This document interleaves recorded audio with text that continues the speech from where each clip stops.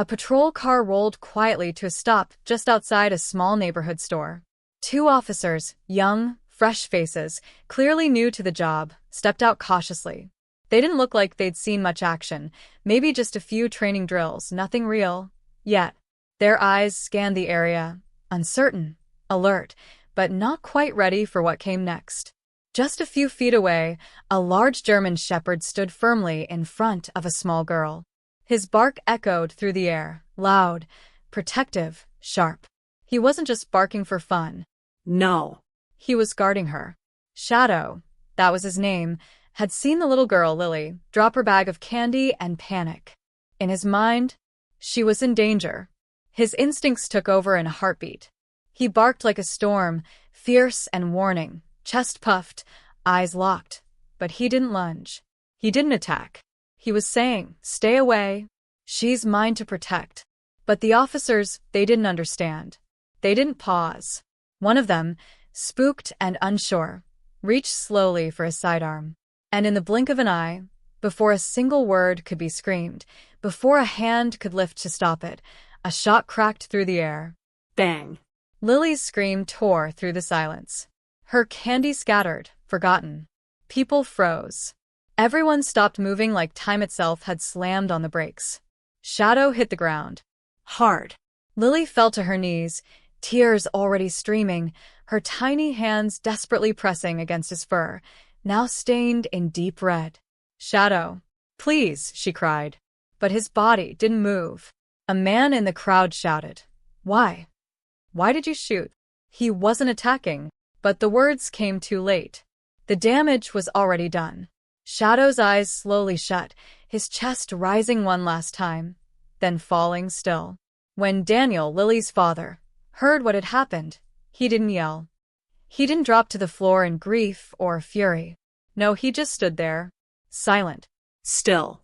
Like something inside him, something buried deep long ago, suddenly snapped back into place. The officers had no clue what they'd just unleashed.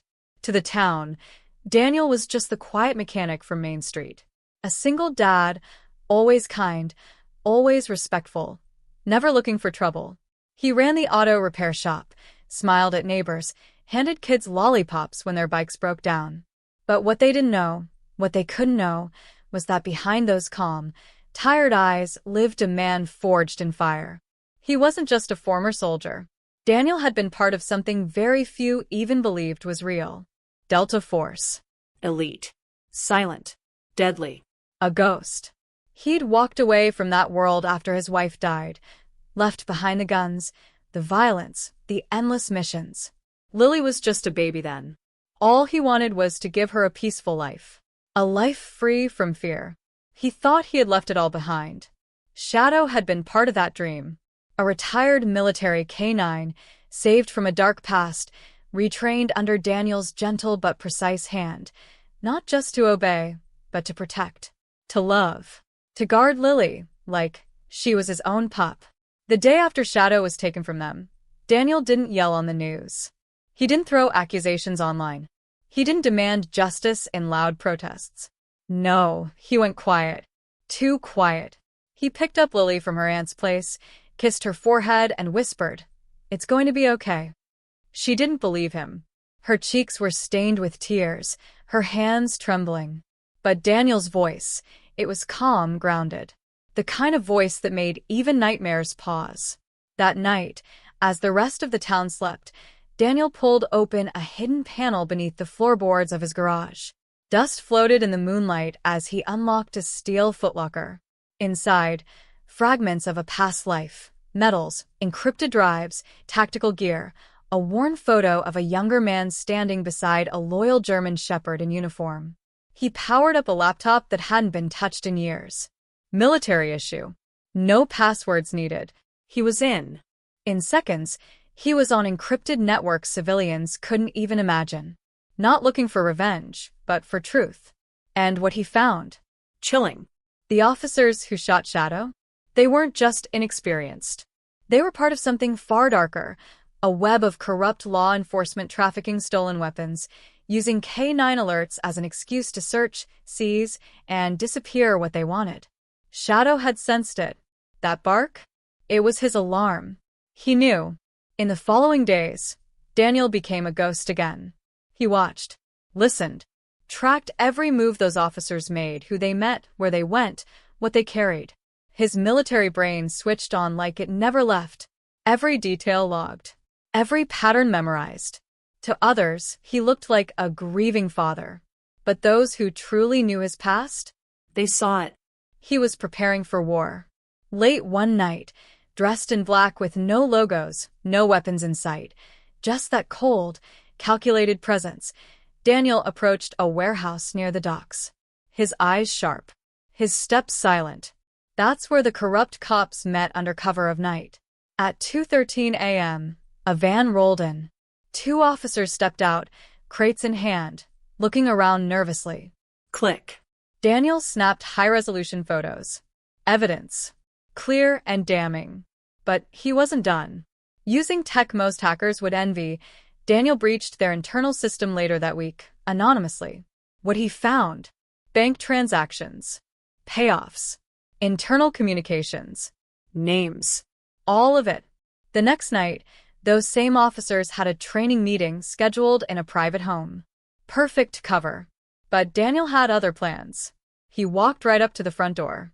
They answered, smirking. "Evening, officers," Daniel said, cool and low. "We need to talk."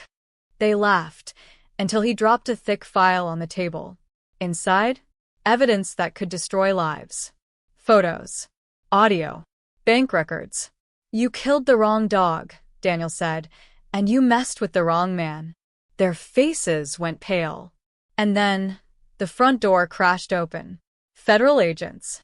His old contacts. A sting in full motion. Everything Daniel had said, recorded, validated, ironclad. The house exploded in chaos. Handcuffs. Shouts. Sirens. Daniel? He just watched. Unshaken. Unmoving. The ghost had delivered justice. The news broke fast. Corrupt officers caught in sting operation. But no one knew who had pulled the strings behind the scenes. Daniel didn't want credit. He never did. He just wanted Lily to feel safe again. At home, he placed a photo of Shadow on the mantel. His voice soft. "You weren't just a dog. You were family." Weeks later, Daniel came home holding something behind his back. A puppy.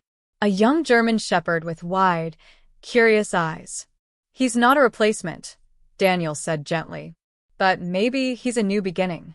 Lily knelt down, her hand shaking as the pup licked her fingers. She smiled through her tears. "Let's call him Echo," she whispered, "so Shadow's spirit never leaves us."